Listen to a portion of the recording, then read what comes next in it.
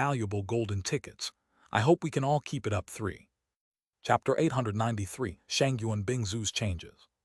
Earth China Zicheng District. Despite its small size, Zicheng District was far from being an unimportant district for China. In fact, the number of politicians, businessmen, and important people in this district was easily comparable to that of all districts in Beijing. In the past, Zicheng District was the playground of humanity. However, it changed along with the awakening of the world's mana that eventually caused this playground to be taken over by zombies and mutant beasts. Fortunately for the humans there, the president of the country, Xuanyuan Wenchen, was not only a man who was seated in his position by family legacy, but proved to possess wit and strength worthy of a leader. With lightning speed, Xuanyuan Wenchen managed to secure most of the humans who survived the initial mana wave, and in just 2 months managed to build approximately 3 large bases throughout the district. Because of how high and secure the walls seemed to be, the humans living inside under a partially recovered governmental system gradually began to forget how terrifying the world had become. Except for the occasional sound of gunshots on one of the 4 walls, the survivors went on with their lives as if nothing had happened.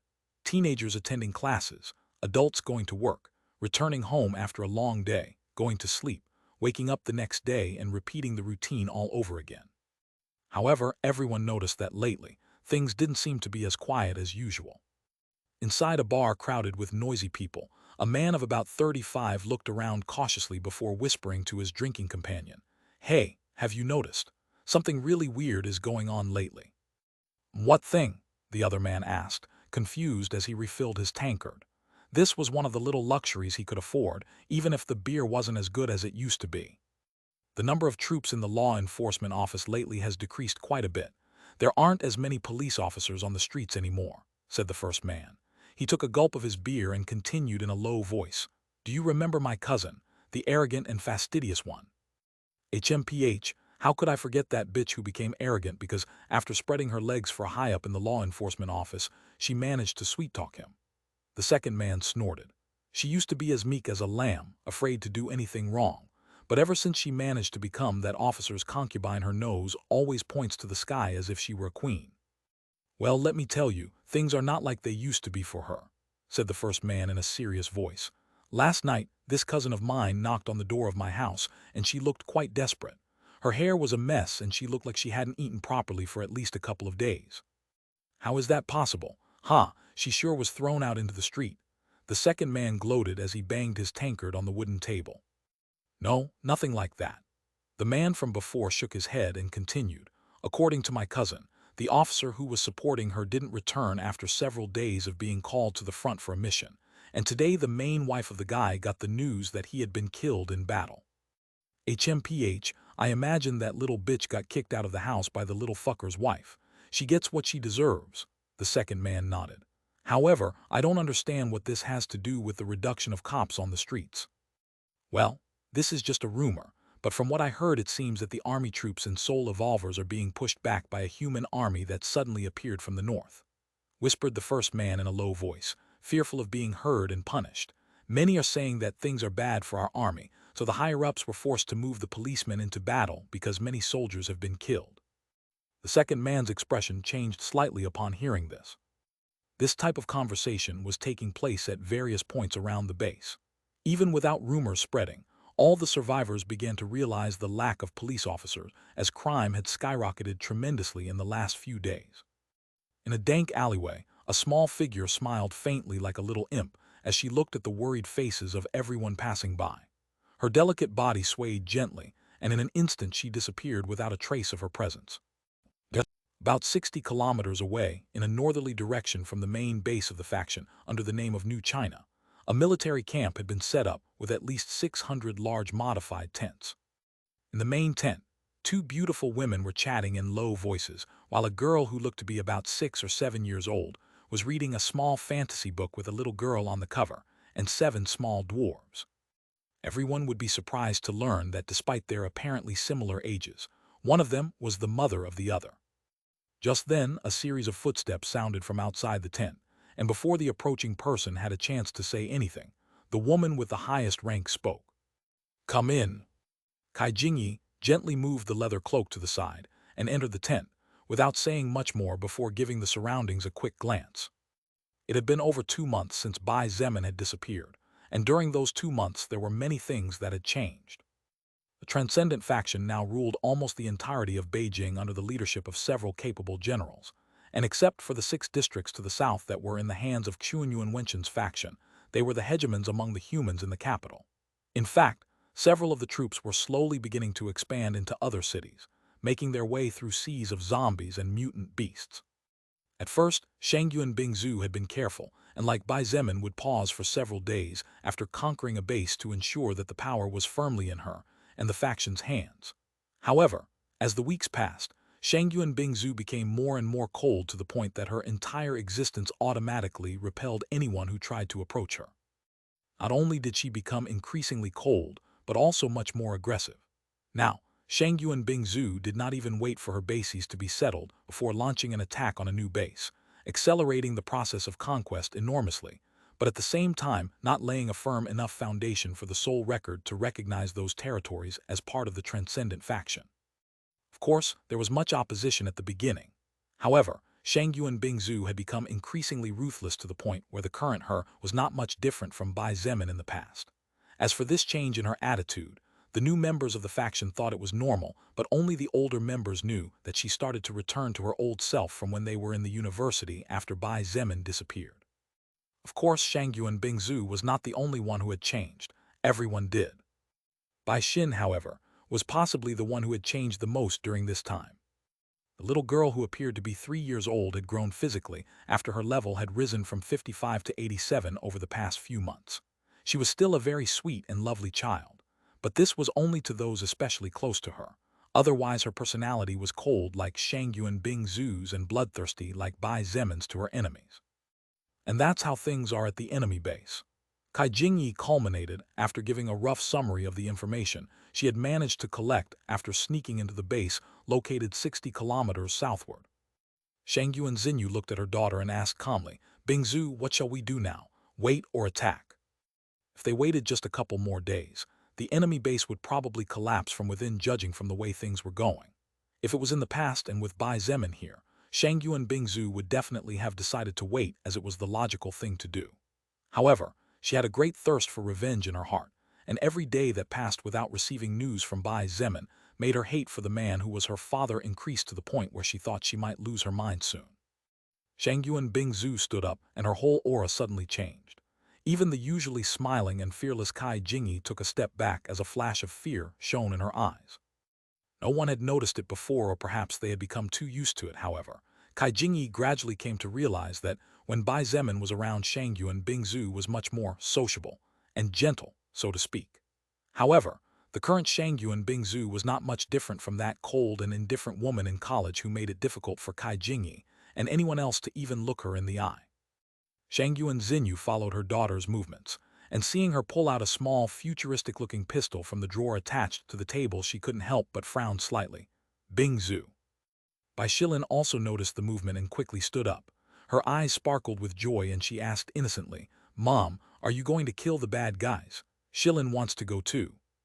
The cold expression on Shangyuan Bingzu's face melted in an instant as she looked at Bai Shilin, and her voice was so soft that any man would feel his legs weaken if they heard it. "Shilin, be obedient and wait here. Mom will go finish off the bad guys who drove your dad away and come back soon, okay?" "Oh," Bai Shilin immediately went flat like a balloon upon hearing that she couldn't go finish off the bad guys. However, she nodded obediently and smiled. "Okay, Shilin will do what Mom says." "Good girl." Shangyuan Bingzu gently stroked the young girl's platinum hair, much to her delight. This chapter is updated by FREEWEB letter 1D0FVEL. After a moment of affection, her expression turned ice cold as she walked to the outside of the tent and said in a flat voice, "Kai Jingyi, mother, get the troops ready to enter the base tonight. There will be no opposition by then." Shangyuan Xinyu sighed. She did not argue with her daughter's choice and instead nodded, "All right, just make sure to be careful. Even if it's you about to break into the Third Order, that man does possess a truly terrifying attack power, not to mention that you'll be alone." Shangyuan Bingzu said nothing. She was about to walk off when Kai Jingyi's voice made her footsteps stop abruptly. "By the way, something I forgot to mention is that I might have news about Bai Zemin." Shangyuan Bingzu's body suddenly shivered. It was as if a lightning strike had struck her. She turned with the speed of a ghost, and her eyes stared at Kai Jingyi with an intensity that frightened her. This was probably the first time in 2 months that Shangyuan Bingzu showed such emotion. Even when she was with Bai Shilin or her mother, it was incomparable to this time. If Kai Jingyi had to describe the current Shangyuan Bingzu, she was like a person whose soul had returned to her body. However, the young assassin did not dare to delay her words, as she noticed that from Shangyuan Bingzu's body, there was a light mist of frost beginning to slip out. Actually, it's not exactly about Bai Zemin, but it's about a new loyal follower," she hastily explained. "A new loyal follower," Shangyuan Bingzu muttered under her breath, not taking her eyes off Kai Jingyi, as if she feared that she might disappear the next instant. She was naturally aware of Bai Zemin's skill. What surprised her was something else. "This new loyal follower is clearly not from this world, but he is definitely human." Kai Jingyi sighed in relief and added with a smile, "Miss Bingzu, it seems that our leader is also causing quite a commotion in the other world. Who knows, he might even be aiming to conquer it." Conquer another world. Shangyuan Bingzu recalled that distant night when she and Bai Zemin chatted about their goals. She remembered when he said with a serious expression that he aspired to become the most powerful existence in the entire universe. "Considering we're talking about that man, it's quite possible." She nodded, but in her heart she couldn't help but feel anxious. What would happen if Bai Zemin decided not to return? How long would it take him to conquer the other world? Even for someone like him, conquering an entire world where he didn't know anyone should take at least 2 years at the very least, right? Although Shangyu and Bingzu knew that Bai Zemin was not the type of person to abandon his loved ones, logic was often hard to stand up against a trembling heart. However, something that made her smile was the fact that, for the first time in 2 months, she had just heard news about him. As long as Bai Zemin was alive, Shangyu and Bingzu would definitely find him no matter where he was. Seeing the beautiful smile on her daughter's always cold and indifferent face, Shangyu and Xinyu couldn't help but smile to herself. Kaijingyi sighed in her heart as she saw the drastic change in personality. Shangyu and Bingzu herself did not seem to be self-conscious, but when a woman as cold as ice like her smiled like that at the mere sound of a guy's name, even someone inexperienced like Kaijingyi knew what this meant.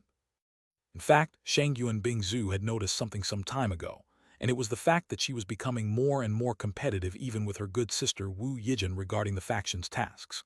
However, she did not give much importance to this matter for now, and focused mainly on the process of conquest, since she remembered Bai Zemin telling her that one of the requirements for him to become a second-order soul evolver was the possession of China. As if suddenly alive once again, Shangyu and Bingzu turned around and ordered in a decisive voice, "Organize the troops to break into the base in 5 hours. I will finish everything in an instant." That man was surely accomplishing great things in the other world. Shangyu and Bingzu didn't doubt it for a moment since he was the one they were talking about. She couldn't fall behind. She needed to hurry and show him that she could have his back at all times. Backslash backslash backslash backslash backslash backslash backslash. Really, thank you very much to all those who send gifts to the novel and support with valuable golden tickets. I hope we can all keep it up. 3. Chapter 894, Shangyu and Bingzu vs. Xuanyu and Wenchen. Final. The explosions lasted for more than 2 hours. All survivors within the great walls of the northernmost city of Zicheng district were forced to lock themselves in their homes with a military order that anyone seen on the streets would be executed immediately. After about an hour and a half of explosions mainly from tank cannons, anti-tank missiles, ballistic mortars, grenades, sky-launched missiles, howitzers, IFVs, and other heavy weaponry, what followed was silence for no more than a minute before even more terrifying explosions began to shake the ground of the base almost completely. However, those terrifying explosions caused by active skills and powerful soul evolvers only lasted for about 30 minutes before becoming more and more distant to the point where now the survivors in the base could barely hear faint bangs coming from a distance. Although there were many who wanted to know what was happening, no one really dared to leave their homes, not only for fear of being executed after breaking the rules, because even the youngest children now knew that whatever was going on was definitely beyond the imagination. For these survivors whose levels had barely risen at all after being fed with meat and vegetables from the new world, the less they stuck their heads out of the window, the higher their chances of surviving another day would probably be. Fortunately, none of the survivors left their homes and decided to go up to the top of the base walls to look out over the distant horizon in a westerly direction. Otherwise, most of them who had been far from danger and were ignorant of how terrifying the outside world was would probably have a heart attack. That was if they didn't suffer a heart attack first at the sight of the more than 80 destroyed war tanks, along with all kinds of heavy machinery and frozen or dismembered corpses. Although the weather was cold, the temperature today was clearly a lot cooler than normal. Although the sky was bright flashes of unnatural light could be seen constantly glimmering in the distance. Although the wind was howling strongly, the icy wind from the west pressed all other wind gusts in its favor and froze them in a way that definitely could not have been caused by nature. Finally, although the ground was previously covered with snow, it was now covered by a thin layer of crystalline ice. About 15 kilometers west of the base, 2 silhouettes were clashing at ghostly speeds. One was enveloped by extremely sharp silver lights that shattered anything that got in its way, while the other was surrounded by blue lightning that boosted the user's speed, thus pushing her out of harm's way. Redemption! A male voice thundered in the middle of the destroyed snowy field. The man's sword released a brilliant milk-white radiance, and with a swift sweep of his arm, the white light shot out in a crescent shape towards the enemy a few feet ahead. The man's opponent was a woman, but she did not panic in the face of the man's attack that had enough power to cut down a mountain. The woman's sword blazed with a faint blue light, and with a graceful swing, the blue light turned into a great blast of frosty mist. Blizzard! The woman's voice was as cold as the mist that advanced and froze everything in its path, turning the land that had been revealed after so many explosions into a supersized ice field. Under the man's bloodshot eyes, the woman's skill seemed to be able to freeze even magic itself, as the power of his redemption skill was diminishing as well as the speed. Shangyuan Bingzu extended her free hand forward, and to Qiunyuan Wenqin's shock, she held the now completely frozen white light. "This doesn't work against me anymore." Bang! With a seemingly light grip that actually contained enough strength to crush a house, Qiunyuan Wenqin's redemption skill exploded and turned into a pile of tiny ice particles that served as an ornament to further enhance the beauty on Shangyuan Bingzu's fatally indifferent face. Swoosh! Shangyuan Bingzu showed no mercy to her opponent even though he was her father. She closed the distance in an instant and making use of her swordsmanship, as well as her high agility comparable to that of Eventide World's most powerful demon general and her crowd control skills. The advantage tilted more and more in her favor. "You are really a pathetic man, Qiunyuan Wenqin." In the midst of her attacks and occasional defense, Shangyuan Bingzu released all her frustration verbally. She did not hold back at all with her words, and said the exact same words that had been stuck in her chest during all this time. "How does it feel to be being backed into a corner like this by the daughter you threw aside like she was trash? How does it feel that the woman you abandoned has successfully become a powerful soul evolver, while that witch-like wife of yours stays at home, enjoying the comfortable life despite knowing that you, her husband, is risking his life to give her that comfort? Really, you are so pathetic that a great deal of my abhorrence for you has turned into pity now."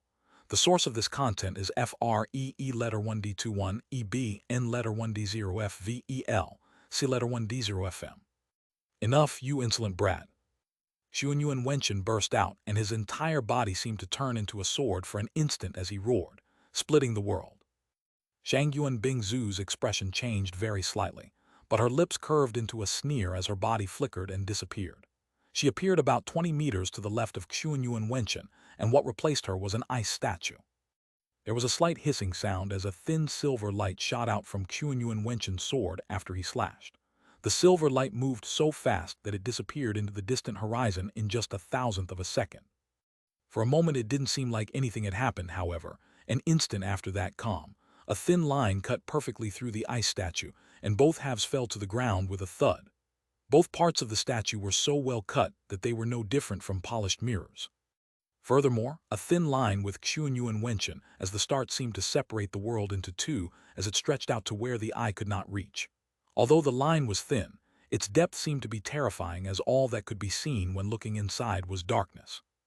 Rumble! Shangyuan Bingzu watched indifferently as a mountain, several kilometers distant, slowly collapsed, before turning to look at the man who was her father. "That's all you have?" she asked.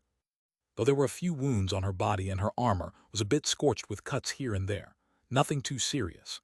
If not for her chest rising and falling in an irregular pattern, it would be hard for others to associate her with someone who had been fighting against someone so powerful as Qiunyuan Wenqin.